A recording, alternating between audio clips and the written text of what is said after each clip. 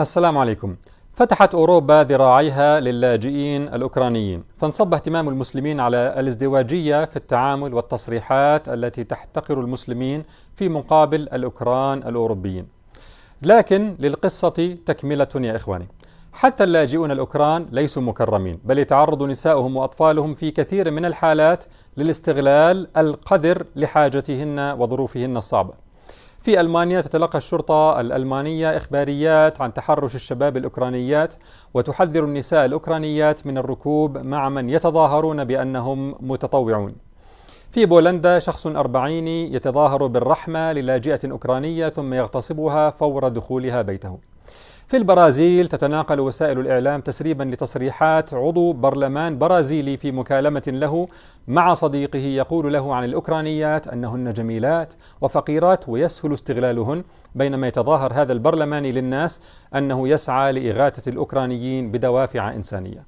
وصحيفة فرانس 24 تعنون: يتزايد القلق بشأن المتاجرين الذين يستهدفون اللاجئين الأوكرانيين الضعفاء. ثم إذا قرأت المقال وجدت أن هؤلاء الضعفاء هم النساء والأطفال تحديدا.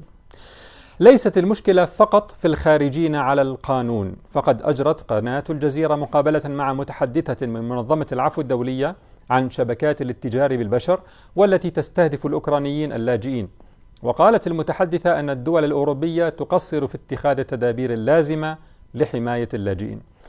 هنا يا إخواننا يقفز لنا كالعادة من يقول: طيب لماذا تتكلم عن الغرب؟ نحن أيضا عندنا حالات من استغلال المحتاجين واللاجئين. شوفوا يا إخواننا، كثير من الناس عنده خلط بين ثلاثة أمور: الإسلام والمسلمين والأنظمة التي تحكم المسلمين، يعني النظم الحاكمة. نحن لماذا نتكلم عما يحصل للاجئين الأوكران؟ بل ولماذا نتكلم بشكل عام عن بشاعة المنظومة الغربية وفشلها الذريع في تحقيق الحق والعدل والسعادة للإنسان؟ هل لنقول أن البديل الذي يجب دعمه وترويجه للبشرية هو الأنظمة التي تحكم المسلمين؟ أو لنقول أن واقع المسلمين هو النموذج المطلوب الذي يجب تعميمه على البشرية؟ لا طبعا، لا وألف لا. بل لنقول للمسلمين وللبشرية من ورائهم: هل ترون النظام العالمي الذي يهاجم الإسلام وتشريعاته ويعيرنا ببعض آياته ويقول لنا أنتم المسلمين عندكم جهاد ويقول قرآنكم ما ملكت أيمانكم؟ هذه معتقدات بالية لا تناسب الإنسانية. نحن في عصر الإعلان العالمي لحقوق الإنسان، هيئة الأمم المتحدة، المواطنة، جعل الجميع بنفس الحقوق بغض النظر عن الدين، إلى آخره من هذه الاسطوانات المشروخة. فلما نتكلم عن فضائح النظام الدولي وتعاسة البشرية التي تعيش في ظله، فالهدف هو أن نقول للمسلمين أنفسهم: عودوا إلى دينكم وافتخروا به واعرفوا حاجتكم وحاجة البشرية إليه. مش علشان نقارن بين وضعنا الحالي ووضعهم هم، فوضعنا لا يمثل الإسلام. المقارنة هي بين الإسلام كدين محفوظ من جهة والجاهلية الحديثة من جهة، الجاهلية الفاشلة على مستوى التنظير وعلى مستوى التطبيق. يعني ليست المسألة كما يقول البعض أن قوانينهم صحيحة وجميلة ولكن المشكلة فقط في التطبيق، أبدا. فالجاهلية الحديثة المتمثلة بالقانون الدولي ومؤسساته وإفرازاته لم تخضع لحكم الله تعالى، ولا تحقق تشريعاتها الحق والعدل، بل ترفع شعار الحرية والمساواة وإن خالف الحق والعدل. يأخذ القانون في هذه الجاهلية صفة الشرعية بمجرد تصويت الأغلبية. إذا 51% أيدوه أصبح قانونا، وإن كان هؤلاء 51% منتفعين رأسماليين مزورين للحقائق زناة شاربي خمور، لا يوجد فيه مرجعية للوحي ولا إحقاق للحق ولا إبطال الباطل. المرجعية هي الأغلبية مهما كانت عوجاء. الجاهلية الحديثة فاشلة ابتداءً لأنها لا تضمن التزام الناس بمحاسن الأخلاق، لأنها لا تربيهم على مخافة الله تعالى وما ينتج عنها من انضباط ذاتي داخلي، ولا قامت على قوله تعالى: واتقوا يوما ترجعون فيه إلى الله ثم توفى كل نفس ما كسبت وهم لا يظلمون. بل قامت الجاهلية الحديثة على رقابة القانون الأعوج الذي يصاغ من بشر تحكمهم المصالح والأهواء، ويتفلت الناس من قبضة هذا القانون. لذلك فالجاهلية الحديثة كالقديمة مصيرها الحتمي هو الفشل.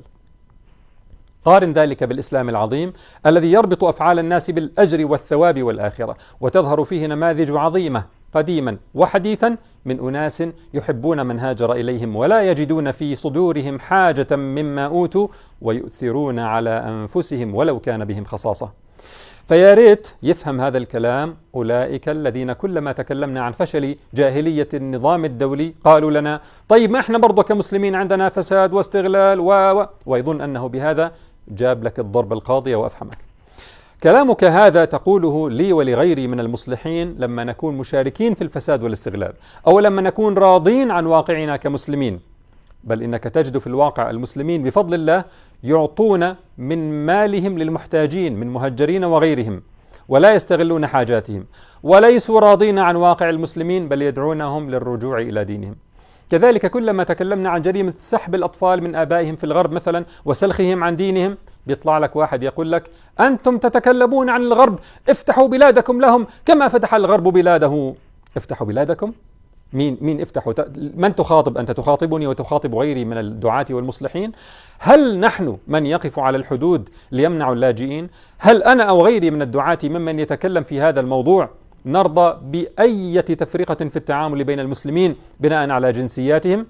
بل هل يرضى أي منا بالحدود المصطنعة بين المسلمين أصلا؟ أم أننا ننادي بأمة واحدة وننصر قضايا أمتنا ونتحمل الأذى في سبيل ذلك؟ فما ذنبنا لنجلد بجريرة أعمال غيرنا؟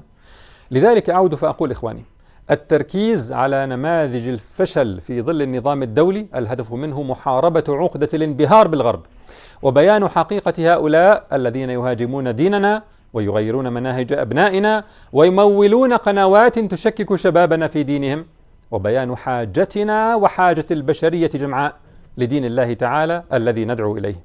وليس هدفنا الثناء على واقع المسلمين، وإن كنا على ما فينا من ضعف وبعد عن ديننا تظهر فينا نماذج خير كثيرة لبقايا ما فينا من تمسك بديننا.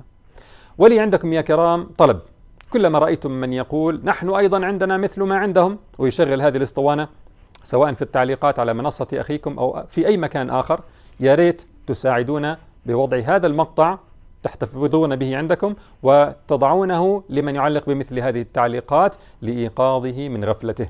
ولا تنتظروا من أخيكم أن يتابع كل التعليقات ويرد على كل أخطاء التفكير، فهذا يشغل عما هو أولى وأنفع. وبارك الله فيكم وتقبل منا ومنكم، والسلام عليكم ورحمة الله وبركاته.